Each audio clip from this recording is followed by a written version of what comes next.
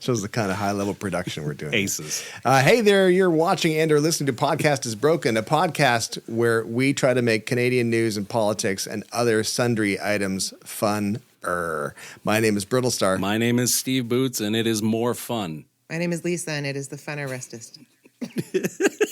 That's better. I like that. See, Lisa gets it. Lisa's in the spirit of it. We don't need you around here with your Gestapo-style grammar. Hey, man, I won the 4th grade grammar rodeo. Stop living in the past, Steve. Grammar Stop rodeo? living in the past. No, that is a very obscure Simpsons reference that somebody listening at home is just like, yeah. Right now, I know Owen is referenced. He knows it. Owen knows it. He's listening. So how are you guys doing? You guys doing? I know you're probably. Let me just start right away with the elephant in the room. Yeah, I do look pretty good right now. More than usual. Were you out and about? Even more than usual. Did you have to dress up? I was out and about. I was almost late because I was swarmed by fans after a speaking engagement. Which, Lisa, you didn't believe me when I said that I'd be swarmed by fans. All I said was, if it happens, just record it. Evidence is everything. Well, you'll have to check. There was a number of moms who wanted their pictures taken. So and is it going to be like a handful of children? Is it going to be like location tagged on Snapchat? How do we find this? I think that it was for a school event, so I think the school board and the teachers really said, you know what, don't tag the location of where you are with these people. Understood. And I was like, you know what, that's a good idea. So that's a smart idea. You're making the claim of being swarmed by fans in a completely unverifiable way. I mean, I can feel it in my heart. If you don't want to believe my heart. When you put your head on your pillow tonight, you know what's true. I'll tell you. So I'll tell you, though, there was a speaking engagement tonight, which was lovely, and it was for honors students. And it's a bunch of smart kids, and they're proud, very proud, obviously, and rightfully proud parents, and then a handful of teachers and a whole bunch of Rotary Club people. Do they just spin a bunch? Yeah, that's what they do. Do you not have Rotarians in Saskatchewan? No? We do, but I know nothing of them. It's kind of like a cult. No, it's not a cult. It's nothing like a cult. Coming out swinging. Okay, here we go. No, they're not. It's a service club. It's a service club, and they do their thing, and they asked me to speak, and that was lovely. And but here's the thing I was going to tell you about is that I get asked to speak at various events, and invariably there's a problem with the sound. There's always a problem with the sound. The microphones don't work. The system's busted. You can't get the volume up. There's crazy feedback. All those things happened tonight. So I ended up speaking to a room of 275 people with no microphone. Oh. But I projected because I'm professional, and I just gave it my all. So the sound always being broken thing it's taking me right back to my wedding because we rented the DJ was a Spotify playlist plugged into a mixer. But the cable, rented all of the stuff, and the cables weren't fitting together at all. And so they just threw cables in a box. Good luck. No, they were cables. They were the right together. Sizes. They were just really junky cables, I guess. Oh, okay. And so one of my really good buddies, who is Gilbert, if you're listening, thank you for this, somehow managed to get his hand on an entire roll of Scotch tape. And Scotch taped everything in under pressure at very specific angles, and then covered it with do not touch signs. And it worked for the rest of the night. Nobody dared touch it until the next day. But it was that makes it exciting. Absolutely desperate effort to save the sound system for a wedding. You had, just to show my age or difference in age, you had a Spotify playlist running out of an iPhone. What did you have, Victrola? Are we allowed to swear on this show? Is it too early to swear on the episode? Absolutely. No, it's even worse than that. You know what we did? We found out at my first wedding, not my second wedding, my first wedding, we found out that if you wanted to have a playlist, we could actually mix together a DJ playlist and record it on high-fidelity VHS tapes, digital VHS tapes. So we had 6 hours of music that we had to record in real time using a mixer and 2 CD players and mix the tunes together. Wow. I am begging you to still have these tapes. We do. We do still have the tapes. Amazing. Yeah, it's the one remnant I've had from my first marriage. Shannon said, you got to get rid of everything else except for the VHS tapes. And I was like, okay, baby. Anything you want.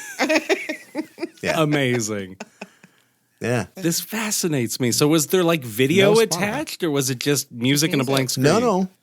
Music and a blank screen. Like there's no TV connected to it. We just took the audio outputs from the VCRs and the VCR and ran that into a mixer and then just hit play. And it just started playing. And it sounded great because it was like the end of the VHS days. It was like digital and it sounded really great and really crisp and clean and just like the CD. But you have to do everything in real time. There was no checkbox. There was no adding to playlist. It was all just that back then. That's when we cared about our art.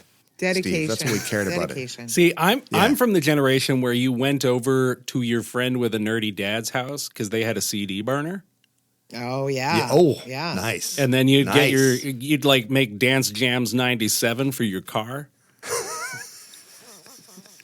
It would end up. Don't act like you didn't. Don't act like you didn't jams. both do it. Yeah, don't act, Lisa. You know you had a giant. Of course we did. They're probably giant wallet of CDs in your car. Yeah. Yeah. That's what we had to do. We did what we did. Exactly. We did what we did. We did what we had to do to survive, didn't we? We got through the 90s the only ways we could. Those kids I spoke to tonight that are just graduating from high school, they don't understand how easy they've got it. Actually, looking back, the 90s are like really halcyon days. We didn't have to worry about cell phones, man. We didn't worry about a lot of things back then. That's true. So. But childhood was way simpler. I think it may have been related to our age. Do you think so? I mean, you can't just look back at an era and think that it was just like easier. It must have had its own. That's what people do all the time. If I was my age now. then. I wanted the way it was when Harper was around. Well, right? That's what people do. The good old days. The good old days. Working with kids now, though, like I have a pretty direct line of comparison. And like I had bullies in school, but the difference is you were done with your bullies at 4. Yeah. Now they follow you home. You're never free of their existence. You're never free of them. That's true. And like being a kid is not easy these days. Like I tell them what things were like in the 90s and they're like, "Oh my God, that sounds so much better." Like, yeah, you just go over to your friend's place and play Nintendo 64. It was great. Yeah. But there you go. That's the answer to our problems. We'll just go back to the 90s. Scribbler and it's the old days. Yeah. And then like have hamburger helper while the neighbor's dad wanders around in his uncomfortably short shorts and we carry on. Or tuna helper if you were in a bad What an house. unusual detail. These are very specific memories. Trauma dumping. I'm just thinking of the most 90s things that I can, and I was thinking of like 90s Lakers basketball shorts. I think it wasn't a trauma memory. I think it was more of like a one day I'm going to be like him. Oh, I wish I had the confidence to rock the short shorts, man. Or the overalls. The ghastly pallor just would be too horrifying. The overalls with the one strap not done up. That was quintessential 90s boys. Oh, yeah, I would rock that. What? I just need to keep You don't all of the remember groupies that? at bay. Overalls. Did you grow up in... Yeah. And like you'd have White- the one either a overall white and then the other one t-shirt- would be down. Come on. White T-shirt. The guys did that? Yes. Yeah, bleach tips.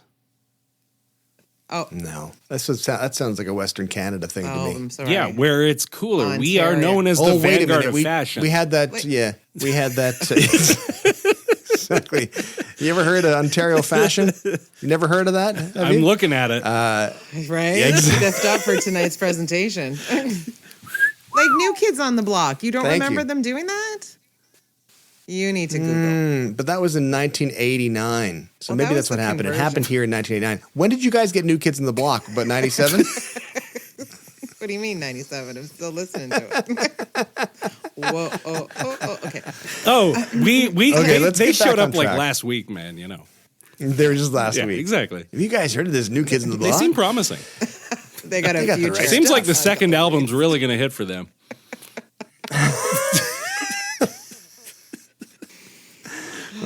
That's just listen. They're back.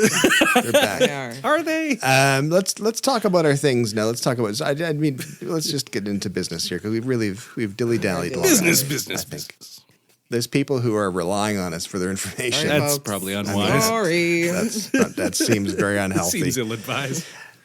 But Lisa, before we started recording, you had mentioned something that you wanted to bring up, and I think it was a really interesting point, and I have some thoughts on it too. So what was Well, you we've want to talked mention? in the past about the lack of, for the Liberal Party to like point out the things that they're doing and the rationales behind it and the potential positive things that are going to happen. And so I just want to give Justin Trudeau a little kudos because he put out a video this week explaining the capital gains tax and the difference between the capital gains tax advantage and what's happening now. And I think he did it in a very teachery way so that people could hopefully people can understand it. And so I think they need to do more of that. So I just want to give him a shout out. Hey, Justin. Hey. Well, that's So great. He's was never that coming on multiple now. kudos or was that a singular kudo? I will give him a kudo. Single? Okay.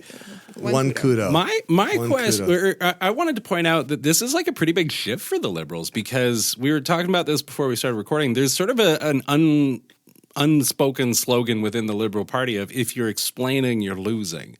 The idea is that their policy should be so self-explanatory and clear and you should just know. Well, they haven't explained anything in the last 2 years, and they are not winning in the polls. Well, and that's it. This philosophy has been getting them eaten alive. And so if this is a signal of like, okay, we're going to start actually telling the story of what we're doing and what we're planning to do in depth a little bit, there seems to be an appetite for that. Like the Post took off. Yeah. Yeah, I liked the post as well. I thought it was a smart idea. And kind of building off of the, like when Polyev did that 15-minute video that everyone was like, this is genius, this is amazing. And it was really well done. It was well produced. He got someone who's good with After Effects. Exactly. And then Sean Fraser did his, which was good as well. Yeah, the video arms race is underway, hey? It is, totally. But then I noticed this one coming out, and I thought, well, this is actually pretty good because it kind of does really clearly explain what the capital gains whole thing is about. And I know there's some people who don't agree with it.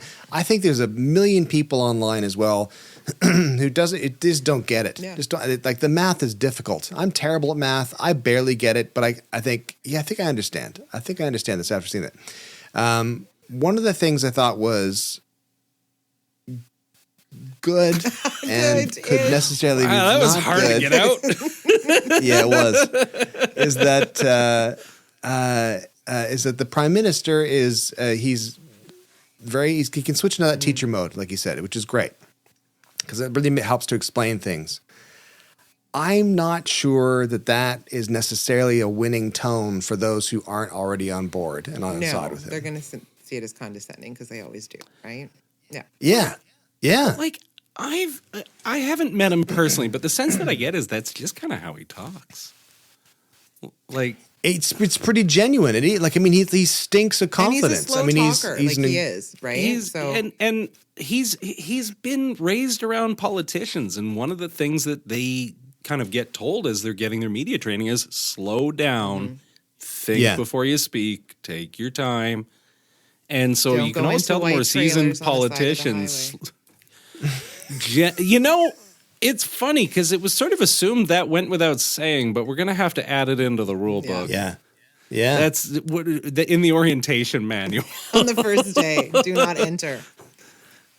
Random white camper vans. Yeah, exactly. Yeah, that's a bad idea. Really blew up in his face. The only thing that I would recommend, I mean, they're testing the waters with these. Just make them a little bit shorter. Like Sean's was a little bit long, I agree. You have to grab the attention and hold it. And I think it's, I mean, you guys know that, especially you two, because you guys have, you'll, like, I'm an idiot, and I'll do things that are, like, kind of topical and kind of, but my whole idea is, like, I keep it as simple so that I could find it entertaining. Whereas you guys have the ability to, like, take more detailed issues and still maintain interest. Because as we know, the three of us know, retention drops drastically very quickly. A video might have 1 million views, but, 200 people stayed around for the whole thing. So you're right. I think that they have to realize that it's important to get this information across, but they're not going to sit through a lesson. And I think that's maybe what I was getting at is that the Prime Minister was coming across a little too teachery maybe for some people. And the fact that it was too teachery and long was like, oh my God, I don't know. Like, will people even watch that? The people who need to watch that won't watch it, is what I'm trying to say. They wouldn't watch it anyway, I don't think. But I mean, I think, I guess so. For those of us who do the videos, we've come up with our own little spin on how to do it. Like, I try to end mine with, like, the key word, right? So hopefully people will stay to the end, but you have to kind of keep the attention. So like the little snippets they had with all the news articles about people talking about capital gains, which is causing the confusion. Like you have to keep those things going throughout the video. Yeah. But you have to condense it. Like 3 Okay, minutes. I max. have Sorry. Go I ahead. have a crucial question for you. I would love to hear what's your like go-to little rule of thumb for keeping things interesting. How do you do it? What's your thing? I think recently for me, it's the more frenetic the editing is, the more people will stick around and watch. It's bizarre. It's like even like just a quick cut in and out, a close up out, Oh, and then in and yeah. out. Like that kind of stuff. Like that seems to me like just it stops people. It makes people think subconsciously, I'm going to miss something. If I scroll away, I'll miss something. See, like I know that works, but it also drives me nuts because like Oh, it Then drives don't me watch any of insane, my especially as an videos old because guy. that's what I do. I do the cuts. like the zoom in, zoom out. No, I don't do that stuff, but I cut, right? Like throughout. Oh, But you cut. But I mean, the cuts are cool though. They keep it moving. see, like I went once upon a time when I did stand-up comedy, some wizened old Saskatchewan road comedian, which is just like a unique category of person, man. They're interesting folks. He was like, your pacing is too slow. You need to give the audience something every 15 seconds. Right. And so Interesting. I've been living by that, like new information, a graphic, a joke, something. You got to give them something every 15 seconds. I choose swearing. And that 15 seconds, That seems to work. for swearing me. is Yeah. good. Ass. Yeah, you do it really well. Good. We just Did it work? saved some people. 10% of the people. They're ready to go, and then they're like, "Whoa, wait." Retention through the Whoa. roof. Did We you need just to say do that. ass? We need zoom in, zoom out. The German I'm church committed. are going to be like, Ach du Liebe, Das ist good. sehr gut. Well, now they won't. Now they won't. On a side note, I just want to say, Stuart, your video with the Tim Hortons cup, I died. That is genius. Oh, thank you. That was Thank you. Thank you. That was like a throwback to like Vine style videos for me, where it was like, how can I make the stupidest looking puppet coffee cup I If can you make? haven't seen it, people listening out there in the world, you need to go to Stuart's Twitter. It's on there. It's Yeah. brilliant. I loved it. You're welcome. Well, thank you. Thank you. It was just that whole thing that we talked about. I That know. was so stupid. So Women dumb. should stay in the. Now I gave it Yeah. away, so nobody needs to go and see it. Edit that out, Owen. Sorry. Exactly. I have a collection. People were like, I'm more impressed with the fact that you have some of the old lids. I was like, I have a prop collection here. I have a lot of stuff like that. It's going to come in handy someday. I'm not a hoarder. We're gonna go through it one day. It's in between all the stacks of need it. newspaper and cat poo. I'm looking And like sashes. literally right now as I'm sitting here, I can see the old Tim Hortons lids, and right beside it, in the bucket beside it, is red and black fishnet stockings. So could be a good Ooh la night. la. Woohoo! Could be a The good Germans night. are back in. The Germans are back in.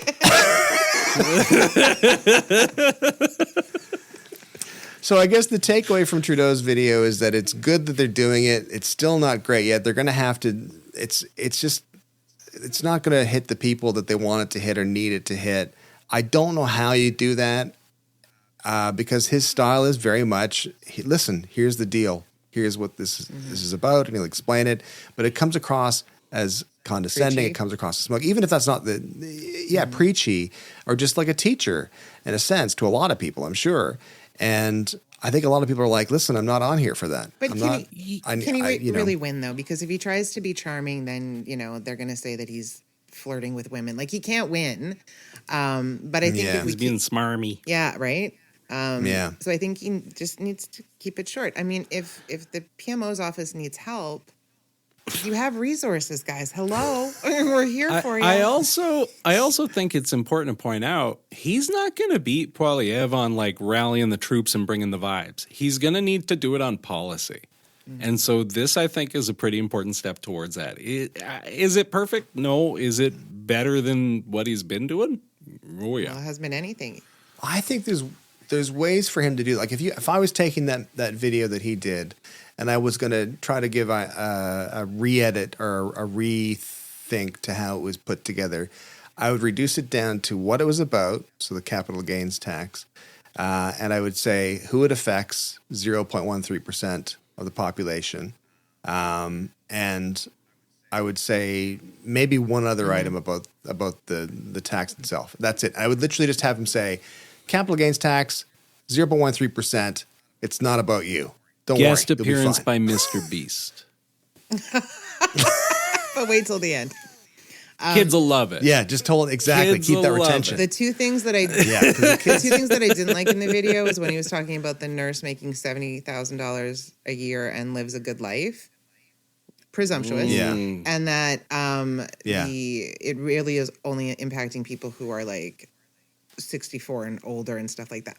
Again, presumptuous, because there are people who aren't making capital gains. So that's the kind of stuff that they need to not get lost in the weeds with, because that's going to alienate a percentage of the population. And I mean, any of these videos or anything that he's going to hopefully, or the party itself is going to come out and do, you're not swaying I'm now calling them the far wrong, because I refuse to call them the right anymore. I like it. Yeah.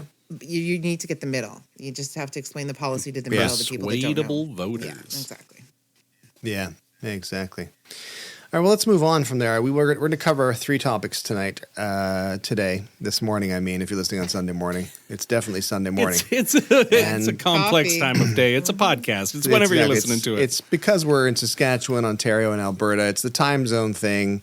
It's very difficult. We live in a state of uncertainty until you open the podcast. Yeah, we're all together. Yeah, we believe it's sometime. It's sometimes it's sort of like 4 a.m. UTC. I think is what it comes out. See you then. If anybody's good at Google Calendar, let me know. UTC sounds like you need antibiotics. Sorry, I'm off focus. Go ahead, Stuart. We're all a little all over the place tonight. It's fine. This morning. This morning, exactly. Owen's I had going to speak like at a this. school thing. I think Owen's at least had a beer. So we were going to talk. We were going to talk about. It was him slurping a beer. Is that what that sound was? His guest appearance. Oh, okay, good. That went well. Smooth. Aces. So, exactly. Okay, so we're going to talk about the Loblaws situation, because Loblaws have, of course, they're going through lots of scrutiny and going through the boycott that's happening this month, because people are upset that prices are too high on their food and the stuff they sell, and they've got a bit of too much of a monopoly as such. Not really a monopoly, but pretty close on the market. And of course, they have decided apparently today that they are going to sign to the grocery store, whatever conduct thingy from the government. That's the official name of it. The Grocery Code of Conduct, I think. I read a little bit about this, and I think the first thing that there's a couple things that stood out to me is that the big players, like, they weren't going to sign this. Loblaws was not going to sign this. What's it called? The Grocery Conduct something? Oh, God, I don't know what it's called. Keep talking. I'll look it up. We'll just put this in post. We'll fix it. They didn't. We'll do it live. Exactly. Let's be Owen's voice explaining. They were refusing to sign the Grocery Code of Conduct. exactly, and That's what it is. but because they didn't want to sign it because Walmart. That's what it's Canadian called, Grocery right? Code of Conduct. We're not Yeah, very there you go. snazzy here. Yeah, so. that was Owen's voice. No. That's what he sounds like. That was Owen's voice. Hi, That sounded I'm Owen. exactly. If you're watching the video, I And- was just lip syncing perfectly. It was amazing. Right? It was. I thought you were my Remarkable son. stuff. Daddy? Can we move on? You think we'd be more focused for a Sunday morning? We were up late Saturday night. We got up, we got our coffee. It was a big night last night and Saturday, exactly. It's the long weekend here, so yeah. Okay, so they weren't going to sign it because they weren't going to sign it until Walmart signed it. Walmart was saying they were not going to sign it. They've now said Per Bank, the CEO, fantastic name, like right out of a comic The most book, man. billionaire Come on. name imaginable. It's a name that you'd put in a screenplay and people would be like, no, you can't use that name. That's No one too will on buy the it. money, Yeah. literally. And he said, okay, we're going to sign it. And he met with the head of the boycott effort, but then said afterwards it had nothing to do with the boycott. And I thought, what a goon. Like that would be the easiest way for them to score points with the public is to say, listen, we understand, we've heard from you guys, you know, and we're going to take this into heart. So we've decided the best thing to do for our customers is to sign this grocery store code of conduct thing. And because he doesn't know what it's called. And we're going to do this for the good of the community, the communities that we serve. That's all he had to do. But instead he's like, that didn't have any impact on it at all. And I was like, well, all you're doing is perpetuating this weird corporate monolith ivory tower perspective. But they have to, because they can't admit that protest made them change. Because then you're opening it up to anytime big corporations do something that we organize and get together, and that becomes a threat. So they have to go, we'll meet with them because, they've put a lot of effort into this, but it's all about our bottom line. So, as soon as they say an organized shopper action will make us change our behavior, there's another one every month. And do you think so, though? Yeah. I don't think there would be. The anti-Loblaws sentiment is mighty.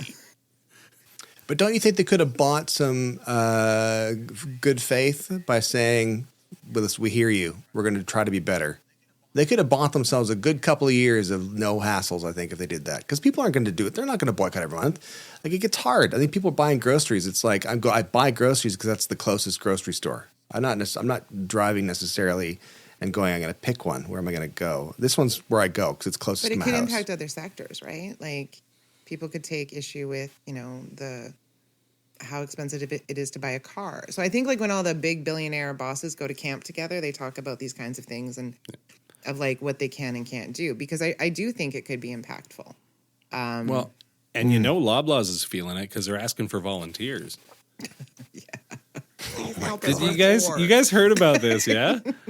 I heard about it today, and I was shocked. So if you're listening at home and not familiar, Loblaws, so it's not Loblaws as a great organization. The stores are individually owned. And so Shoppers Drug Mart in, I believe, Toronto, had a job posting on LinkedIn for a volunteer worker, like stocking shelves, cleaning floors, just volunteering to support the billion-dollar corporation. It's bold. Mind-blowing. I'll give them that. It's bold. It's bold. It is bold.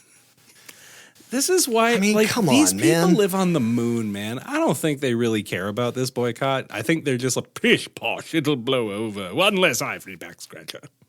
I think there's a little bit of that, but I think the boycott had more of an impact than they care to admit, obviously. And I don't think it's necessarily, the boycott was going to shut them down. No, it's not going to shut them down. They're a multi-billion-dollar company. They'll be fine. They'll be absolutely fine. They could last for years. And the public would break before they would. But the only thing that matters is the most recent quarter. Absolutely. But that's the point, is that I think that they looked at it and they were like, we're just kind of getting, like, what do we do? This maybe means a rebrand.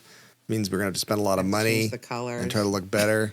We're going to change the colors. We're going to have to kind of like call ourselves Bloblaws or Lala. We're going to have to start a company called Independent that's owned by the largest grocery conglomerate in the country. Exactly. But yeah, no, I think it had something to do with it. I just found it was really frustrating. And one of the interesting things about the Loblaws thing to me is that two aspects. One is I didn't realize that their suppliers, because the big thing was Loblaws was saying that everything's costing more. This is why the prices have gone up. Everything's costing more. We have to pay our suppliers more. Two things. One is the suppliers are charged a late fee if they don't deliver on schedule, whatever the set schedules happen to be. So I understand you need some motivation for suppliers, but at the same time, the motivation should be getting paid. That's a pretty strong motivator as a supplier. I want to make money. I need to send things to my customer. If they say don't send them late again or we're not going to pay, then I'm going to be motivated to ship them on time.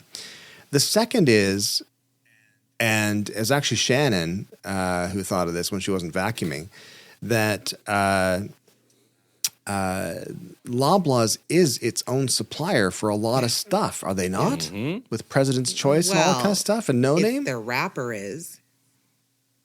Yeah. But they shuffle the deck on this stuff. They control huge portions of their own supply chains.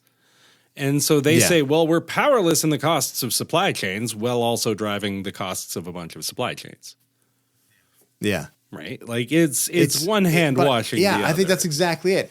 It's very much, it seems like very much an accounting get out of jail card. It seems like it reminded me tonight, we were talking about it earlier. Here's a family, because the family likes to gather and we talk about Loblaws. And as one does. As one does, exactly. Someone's playing guitar, everybody else is talking Loblaws. Exactly. Don't play Wonderwall right now. Let's just talk about Loblaws. But it reminded me of working on like film and TV projects. And you'll have a company that rents the cameras, say, or lenses or lighting equipment, whatever. That company that's renting that equipment is the same company that's making the movie or TV show. So they are their own supplier. So they charge whatever they think they can get away with in the budget. And then the person who's doing the actual, say, the TV show is going to say, well, listen, our equipment cost us crazy amounts of money. But that's the same person who charged crazy amounts of money for it, which makes me think that's kind of like it's very similar to the Loblaw situation with the no-name products and President's Choice products. And I understand that they come from individual manufacturers, but I think it's just them. They're not just going to Captain Highliner and saying, hey, listen, you can charge us more if you want for this stuff. I mean, it's their own manufacturer. They've got deals set up. They're selling it to themselves. There's that. There's also the fact that they have massive buying power. Like, there's no way that they are, getting doing the best they can to hold prices down while simultaneously turning over bazillion dollars of profits. Well, aren't there something like 9 or 10 different like offshoots of Loblaws across the country, right? Like aside from Shoppers, but just like grocery stores. So like they're everywhere. Oh yeah. It's like a hydra. You cut one head off and another one comes up. Yeah, your no frills, your independents. They don't have a medium frills line. Yeah. There's there's no medium frills. There's just a few some frills. Yeah. Some frills, a handful of frills. I'm trying to find the high-end store percentage frillies. of market share. Top 5 chains in Canada, Loblaws, Sobeys, Metro, Walmart, and Costco control roughly 80% of sales. So that's considerable. I don't know what Loblaw's take is in that particular 80%, but it's a good chunk, it's a good chunk of people, and it's hard to fight against that as a supplier. But if you're your own supplier, you can create your own peril. I think that's what it is. So there you go. Errol has been I caused. think the bad press too. I mean, you can only handle, like I know they say, all press is good press, but the slamming that's happened in the last little while isn't doing them any favors either, right? So because Galen stepped back because he doesn't. He lives in a castle off somewhere. Like, but actually, is he okay? Yeah. Is he okay? Has anyone checked on Galen? Like, I don't know. He's probably like sitting in a Fabergé chair watching a Fabergé TV. He'll be fine. Wow. I'm just trying to think of the most expensive things I can think of and throwing the Fabergé was the only thing that came to mind. Hey man, Fabergé. you would sit in a Fabergé chair and you would feel opulent. That's true. I would feel opulent. Do you guys remember Dave Nickel from Loblaws at all? No. I mean, is that the guy on the rollerblades? What? Don't you remember the rollerblades guys? No. Your Loblaws didn't have rollerblades, people? Oh, that's because you guys are way out in the big sprawling provinces. We don't have room for rollerblades here. There's no rollerblades in Ontario. Take that as fact. If you are listening and not... I know what you're talking about. You go to a supercenter. And you'd be like, "Hey, what's the price of this pizza?" And they'd be like, "I'm on it." It was the best. Craziness. That was insanity. Where they had computers. And totally. They did have them here, I think, in Kitchener, I think was the closest place that had one of those. And I never saw it with my own eyes. I only heard tell. Can you imagine a more fun job? Just rollerblading around a grocery store all day? Yeah. Yes. Can I imagine a funner job? Yes. Numerous funner jobs. Funnerestus. I'd like to know what their WCB claims were at that point in time of how many million. Exactly. broken wrists every shift. Guaranteed. Lawsuits, like people getting run over by Chips poked, their teeth poked out by frozen pizzas. No, they just Exactly. drive, everywhere. skate around in like full body armor like an Edmonton cop. on a Tuesday morning. Okay. Ouch. There you go. But my point being is that, as Lisa said about the branding and stuff, I think that's really important to them. I think that the boycott has probably had a bigger effect on their branding than it has on their bottom line. But the branding is eventually going to have a major effect on their bottom line because they're going to have to spend money to rebrand, and they're going to have to maybe take a hit if things don't work and lose some of that 80% market share to Costco or to Walmart. Walmart more specifically, probably. And just like the brand identity, like once upon a time, President's Choice was like a brand people thought pretty fondly That's of. what I was saying. Like Dave Nichol, he brought up President's Choice. And I remember, honest to God, being excited when the President's Choice Insiders report came out. I'd be like, cool. I want to see what cool thing that used to cost a lot of money I can now get for a fraction of the price. And so what's be something taking stupid. that place in your heart now? Like Costco connection or like where are we at? No, nothing. Not even a Canadian Tire flyer? It's all online now. You can, No, not anymore. No. Yeah. I remember like that was the thing. You would divide your flyers up into the stuff that you never were going to look at. Oh, yeah. And then like all the good stuff. Sure. And you'd flip through Yeah. it. Like you'd get it right before Christmas and you'd see all the fun Christmas stuff that they would have. Anyway. I don't But do like that. it's Yeah. hard Be to like, oh my God, imagine- Leon's is going out for business again. Yeah. But it's like hard to imagine Galen Weston coming up and like, hyping up memories of Saigon sauce or something, right? Because you wouldn't know. I think that was it. You saw Dave Nichol and you thought to yourself, this is a regular dude, even though he was obviously very wealthy. He's a regular dude, and he's trying to gives me a little taste of the good life. That's kind of how I see it. The Whereas I finer think things, like Galen's eating a here's- Viennetta cake Galen- in the 90s. Or a decadent chocolate chip cookie. Do you remember when they brought those out? That was a huge elite. deal when they brought them out. It was Yes. like we were getting stuff in Canada that we could have never gotten before, right? Like the States had all the It good stuff. exactly. changed the cookie game. Yes. Yeah. It did. They've gotten a little bit cheap on the decadence, but they're still pretty good. But when they came out, there was nothing Yeah, like there's been a 'cause they were significant like $1.99 a bag or There's something. been a significant decadence drop. There's Do you, no doubt. do you remember? Yeah. I don't even know. It must have been over 10 years ago. Symbolic. He had the food contest. Galen had a food show contest where people would create like the right. appetizer of the season or the dessert of the season. You don't remember that? Yeah, it was like Oh, the new wow. frozen It just- dinner or something, yeah, right? and people would come up with all that. That's how they came up with, what was it? Like jerk chicken, something. Or yeah. Anyhow, so that was a big thing. And so that was like, that promoted them, made them relatable, giving opportunities to home cooks. Yeah. We And haven't now seen you any of can't that imagine him announced. showing his face in public. No, exactly. Which Yeah. is a bummer. I hope I don't know. I was going to say, I hope they figured it out. I don't know. I hope they're okay. Well, it's a bummer because I think we're losing out on that funness of like having this. Because I think the problem is you're going to have people like these, like Loblaws, who are going to mess up a essentially Canadian company. And then an American company is going to come in and like Walmart's going to swoop them. And then we're just stuck with that. We're never going to go back to like, as we found like with Target and stuff like that, we don't get served very well in Canada by American companies. They don't seem to understand the subtle differences in the market and the geography. So I think we're gonna be worse off for it. I hope someone takes their place. That's a what better I'm answer. hearing, if I'm not mistaken, is that you would like to nationalize Loblaws. Oh, that sounds like a terrible That sounds idea. Like socialism. That sounds like it sounds. Great idea, comrade.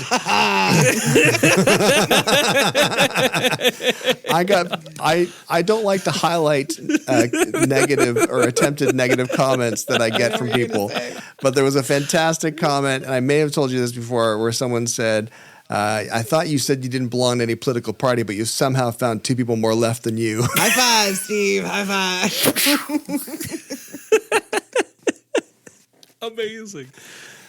I can't even. National decadent chocolate chip cookies. No, that sounds terrible. That sounds no good. No, you need the pure taste of capitalism in there. That's what makes the chocolate the taste gold good. leaf on top. That's right. Exactly. Fabergé decadent. All right, let's finish. Chocolate chip. Fabergé decadent Comes in a cookies. Fabergé Can you bag. imagine?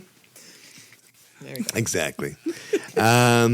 Okay, so we want to finish off with our last topic for this episode on a Sunday morning. And if you've been joining us, thank you so much for joining us. And we hope you've enjoyed this absolute train wreck of a show. We're used to it by now. Steve, you have a fantastic little bit of story you want to talk about out of Saskatchewan. Yeah, so definitely not on Thursday at all, but on an entirely different day, Sunday indeed. But we're reflecting on a thing that happened In the past. several days ago, you guys which is remember indeed Thursday? Thursday. God, it was a What a good day day. Thursday was. Yeah. Sure was. So things kind of went bananagrams in the Saskatchewan legislature today. For a little bit of backstory, the current speaker, Randy Weeks, is on the way out. Today was his last day as speaker as an MLA. He lost a nomination race, like a couple of ridings merged, and he lost. And so he's burning the whole thing down. A couple of weeks ago, he read a text message from the finance minister into the record that was like trying to bully him. And like he's That's the way to kicked go. out. So he love kicked it. out Jeremy Harrison, who goes way back with his two college buddies, Pierre Poilievre and Andrew Scheer, to give you a sense of the guy Oh, Jeremy dear. Harrison is. Yeah. So Stand-up guy. the leader of the Saskatchewan NDP is a woman named Carla Beck, and every time she speaks in the legislature, Jeremy Harrison just yells, Carla who, the entire time. He is perhaps the most obnoxious human being in the universe. So the speaker today decided to burn the whole thing down. He read into the record a letter from the former sergeant at arms who accused the Sask party of defaming him when they were trying to take over legislative security. And then he read another thing. Where is it here? I had it and I lost it. I'm just going to read this out loud.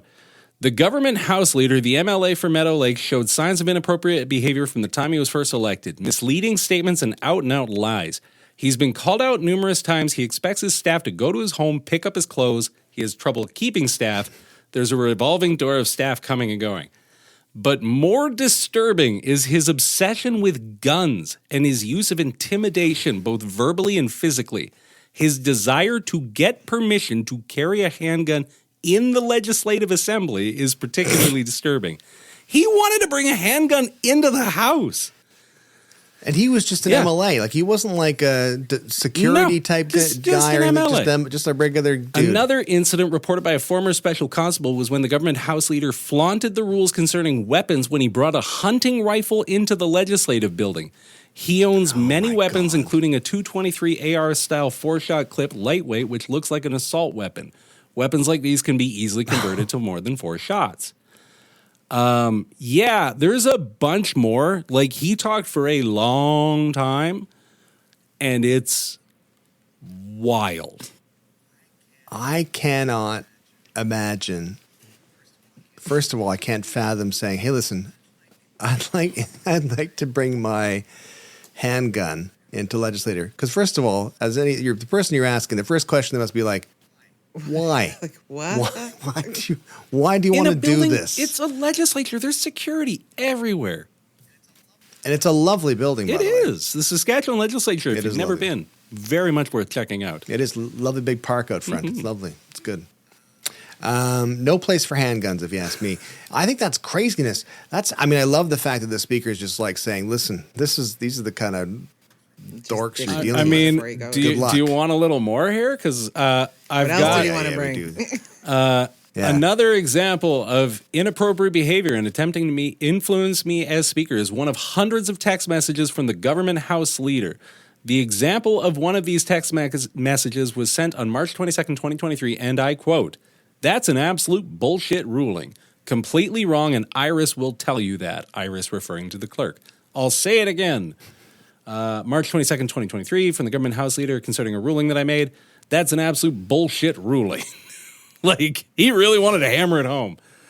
Can you imagine texting that to the speaker during the session? There's other stuff too. Like, she's not on the like he's literally texting orders around the House of like what the opposition should be allowed to talk about. Like, state of healthcare. This has nothing to do with the motion. Sorry to keep harping. No, you're not. Sorry to keep harping. Well, maybe don't text during session. It is wild. That's bonkers. Because it seems like such a peaceful province and a peaceful town. Our Are you saying they're legislature simple? Is that what you're saying? so. no. When I came No. to Ottawa and saw a question period, one of the first things that everybody asked me is it worse than you expected? Because everybody expects it to be. Sure. And I said, no, not at all. Because I'm from Saskatchewan Saskatchewan. QP is Yeah. so much worse. Yeah. Like the misogynist, just awful remarks are just constant. Hi, Alberta here. See, but the Alberta legislature is different because they got rid of heckling. I Right. believe they almost entirely have gotten rid of it. And so the awful things are said far more stealthily. They're still there, just Right. quieter.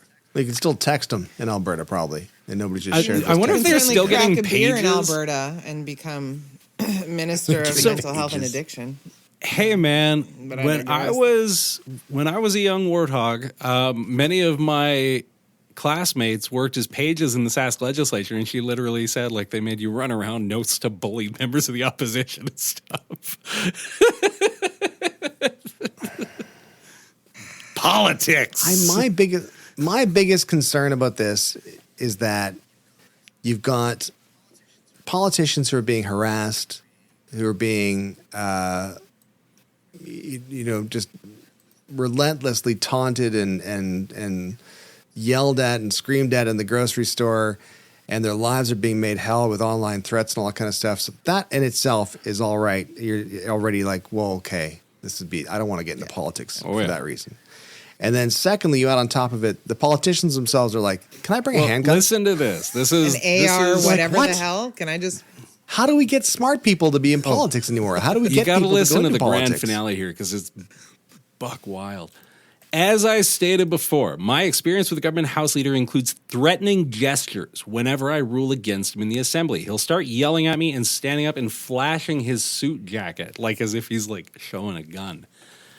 As the gestures, Flashing his suit, like throwing a yeah, like yeah, Chappelle.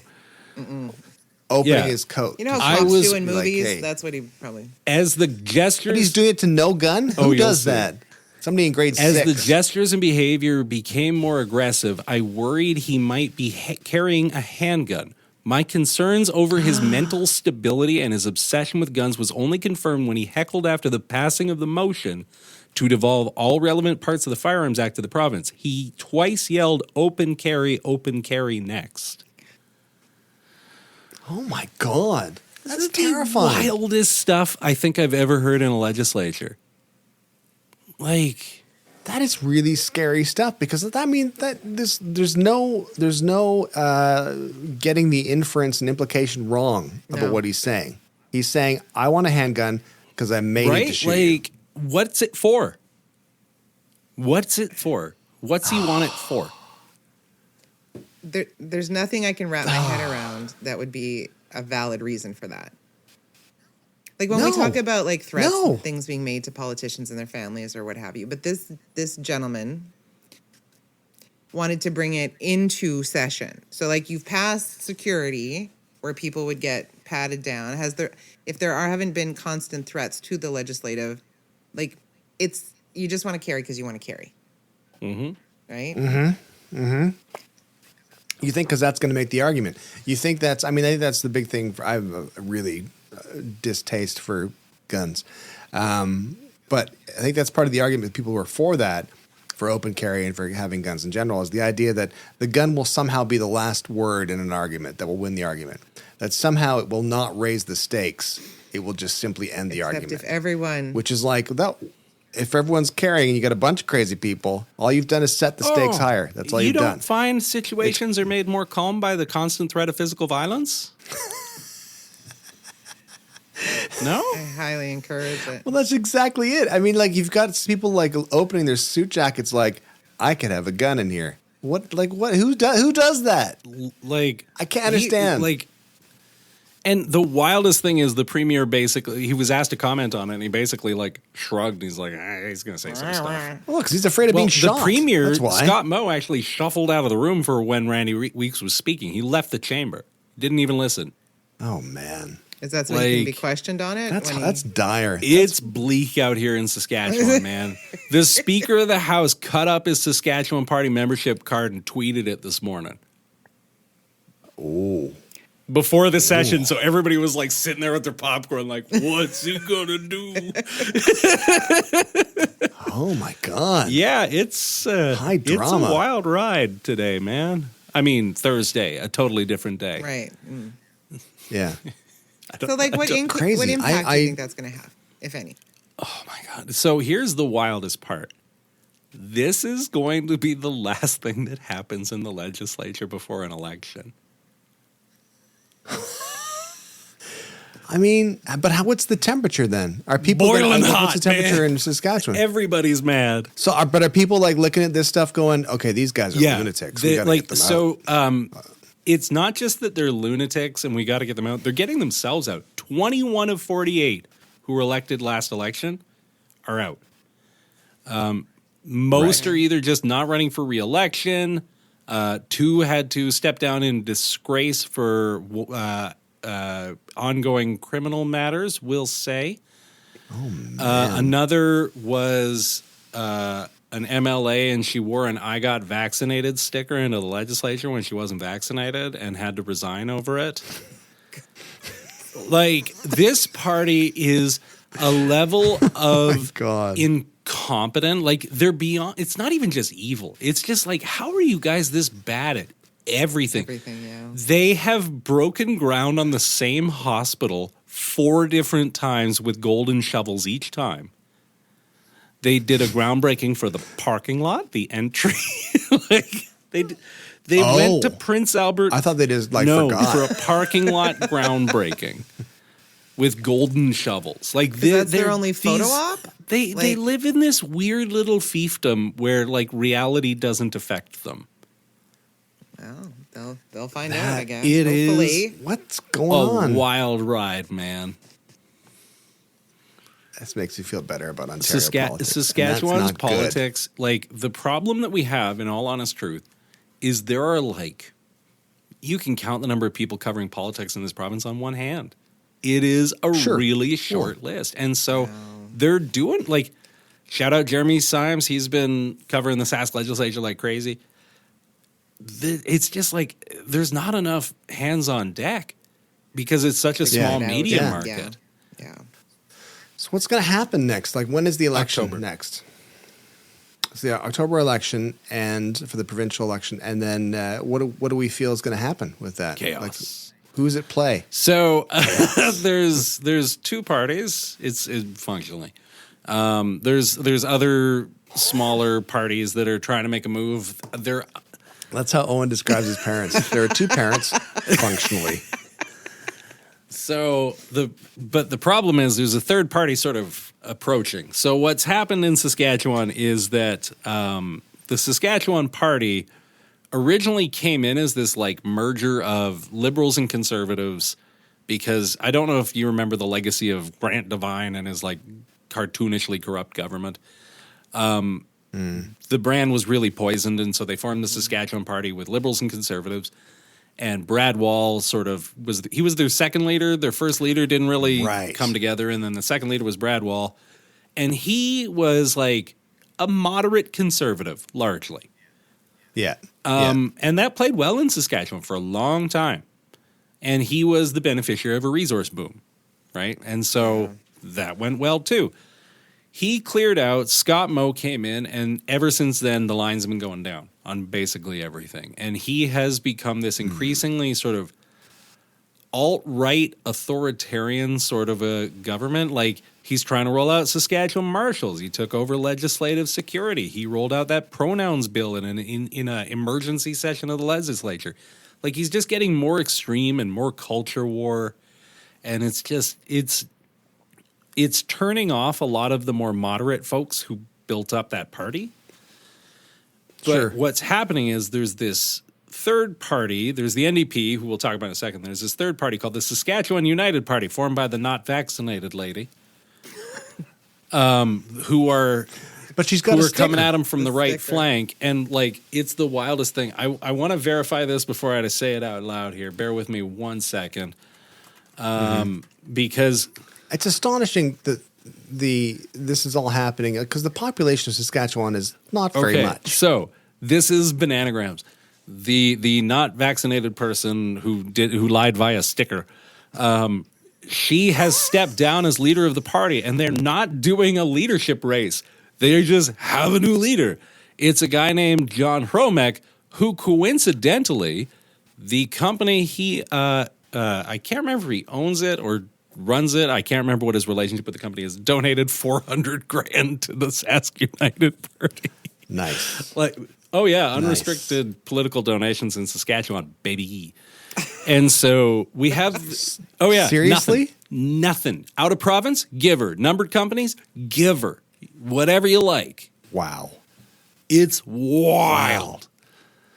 But so then we've got the NDP, who they are sort of in between identities right now. It's kind of unclear. They're basically just framing themselves a moderate centrist party. Okay. And they have this track record attached to them that like they can't seem to shake, where basically like the province was in a mess and they had to make the hard decisions when they were in power, and you know how these things go. And so those have been stuck to them, and the Sask Party has been sticking them to them, even though they've been in power for 17 years. So it is an extremely tired government, but it's a province that's very slow to move politically.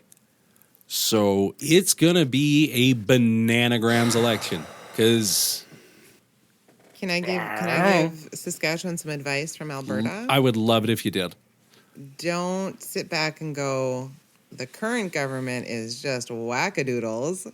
We're fine. Well, then, because that's what happened here, and we were not fine. We did not do a good job at running the election, and welcome to where we are. You mean don't get complacent? Don't think that because your current premier lies, gets caught, conflict of interest, public interference, that the population will go, oh no, we can't have her. We need to go with, because it doesn't happen. If your whole campaign is we're not as bad as them, you're done. Yeah, you're done. You're not going to win. Yeah. We're less bad than the others. Interesting. Yeah, exactly. And so that's going to be the big question: is the NDP in the near future, not too near future, but in the next couple of months, are going to have to roll out a policy platform, and that's going to be tough because the NDP are in a tricky position because, like, not Saskatchewan Party is a pretty wide ideological spectrum in Saskatchewan, and so writing a policy platform that's going to bring that big of a group together, I don't envy the job. Right? Because you live in a province that's economically powered by oil and gas right now. You can't just pull the plug, but you also can't say oil and gas forever, right? Like, we need better answers than that, but complicated answers are hard to sell. You need that moderation, right? That's the whole thing, is that they can't go lefty left. They have to go middle because the current party is so alt wrong. I'm not saying all right anymore. But it's up to the voters to get out, because I think that's part of the complacency too. They're like, oh, we got this in the bag, and you don't show up. And we did not have it in the bag. The bag was in the car in the trunk, and nobody bothered to open the trunk to get the bag. So, yeah. I think that's always the worry, isn't it? It's like when because politics, as I was saying, who's going to go? We need smart people in politics, but if you're getting harassed and death threats all the time, why would you get into it? If you see that politicians are asking to bring handguns into the legislature, why would you get into it? It sounds like a bag of lunatics. And then conversely, what happens with all that is everyone goes, I don't talk about politics, it's stupid, and it puts me out. I'm not going to deal with it. And provided you're not personally being affected right this very minute, you don't care what happens. Everything continues as normal for you until it doesn't one day. That's the problem. And that's the thing that people have to reminded of is that you might be okay right now, but there is going to be a moment where you're going to go, wait, what? What happened? What? Now we have to do this? I can't do this anymore. Sign up for that. You have to be involved. You're like trying to advocate for somebody in need or somebody in a vulnerable position. You always got to remind people, like, you never know when it's going to be you in need. Never know when it's going to be you in a vulnerable position. Because like these decisions, these governments affect people's lives in massive, meaningful ways every day, and provincial governments more than just about any level. Absolutely. And they get away with way too much. You know what's funny? I was speaking to somebody today who is potentially not going to have health benefits, like supplementary health benefits. And I said, well, don't worry about it, because once the pharmacare plan gets rolled out, then you'll have your diabetic medication. And she literally went, I never thought of that. I was so against it. Yeah. I thought we can't afford this. But now, right? Like that's what you have to. Oh yeah, my anyway, God. it's ironic. Yeah, I mean it's also understandable, as we've said before, because people are busy swimming, right? Everyone's busy treading water and trying to do what they can, and it's unfair to put it all on people that they have to figure it out in a sense, because they're too busy just surviving. But then that takes us right back to the point about the Trudeau video at the start of the show, where it's like, you can't come out and explain to me in 5 minutes, 7 minutes. I don't have 5 minutes or 7 minutes. You've got to do this in 30 seconds or less. You've got to do it in ideally 15 seconds. And that's how much time you've got. And if you can convince me of something in that amount of time, then okay, I'll be into it. And which is essentially what you did with the person you were talking to about how, they're like, well, I was against the pharmacare thing, but now it's going to affect me. Oh, okay, then I guess I'm for it. It's rough. It's rough. It's rough, but I think it's also important to remember this sort of progress happens in really sort of funny fits and starts, where you take big steps forward and then they get pulled back a little. But the fact is, taking a national pharmacare program or a national dental care program off of the table would be politically devastating for anybody who did it. Mm-hmm. Yeah. And so I think it's easy to see these things as small wins or incremental wins, but the fact is they're pretty durable wins, and I think that matters a lot, right? Like, they're going to hold, it's going to affect people's lives in meaningful ways. I don't know if you saw there was that one, I think it was CBC article talking about, like, there's people who had like massive abscesses that were getting treatment finally, and like broken teeth and stuff, and eventually they wind up in emergency rooms and costing the system tons. It costs you way more. So Exactly. it impacts everybody your heart. wins. Like, there's so much stuff. It would be nice to, like, let's get it going so that people can start to benefit from it. And then when we get to an election, they can go, oh, okay, like, now I see what they were going for. Yeah. Hopefully. No, Lisa, it's important to remember teeth are luxury bones, and you're lucky to have them. As long as I got my guns, I'm happy. Galen Weston calls them luxury bones. Come get your luxury bone cleanings and a bag of decadent cookies. Fabergé decadent Fabergé bones. All right, let's wind up this episode with our, of course, patented improvised theme song, which we do every episode, and it's become well loved. It's a beloved time. It's something, something for the nation and a handful of people in Australia and occasionally Germany. Now we've lost Lisa. Hello. Welcome back. When last we saw Lisa, she was looking direct camera, and now she's off. We're on camera too. It's Lisa after dark. There we go. Camera two. Right. As I was saying, people have grown to love our technical problems and inability to use basic technology and things like Google Calendar. We're real people. But also, they've come to love our improvised theme song. So what will you be playing this week, I Steve? have my set of Dungeons & Dragons dice, specifically Chessex dice for the nerds out there. Well, that tracks too. Let's all act surprised Steve plays Dungeons & Dragons. And Lisa, what do you got this week? I have dog treats. Just a lot of ASMR aspects to your instruments. I was feeding my dog before we started recording. What a lovely Sunday morning it is. How early do you get up on a Sunday to feed your dog? Is that right? Early. God, people don't think about that. Pets are for life and for early mornings.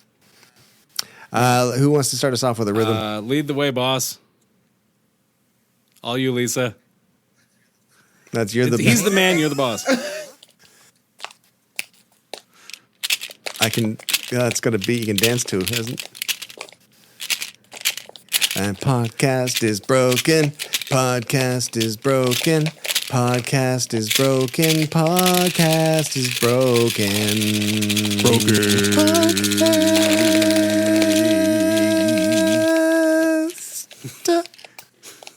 Yeah. That was our best one yet. I think it was worth waiting on. People who went to wait an extra 10 minutes for that to happen. Took some totally doing. worth it. Totally worth it. It was I'm very all good. sorry. I wasn't running away trying to find the dog treats, I promise. Thank you so much for watching and or listening. Most of you just listen, which is nice, but you missed a lot of visual comedy that way. But that's okay. It means our numbers look better. All that kind of stuff. So thanks for watching and or listening. And you can, of course, find us at podcastisbroken.ca. You can sign up there for email notifications, and you can get involved in the comment section below each episode post. And, of course, you can find us on all your favorite podcasting platforms. We're mostly consumed through Apple Podcasts. But, hey, listen, we're open to little Pocket Cast action occasionally. We're you know even what I mean? open to an occasional Spotify. Oh, yeah, absolutely. We're feeling a little ribald. Just try and stop us. Thanks so much, guys. We'll see you next week. Folks. See ya. Shout on the main. Bye, everybody.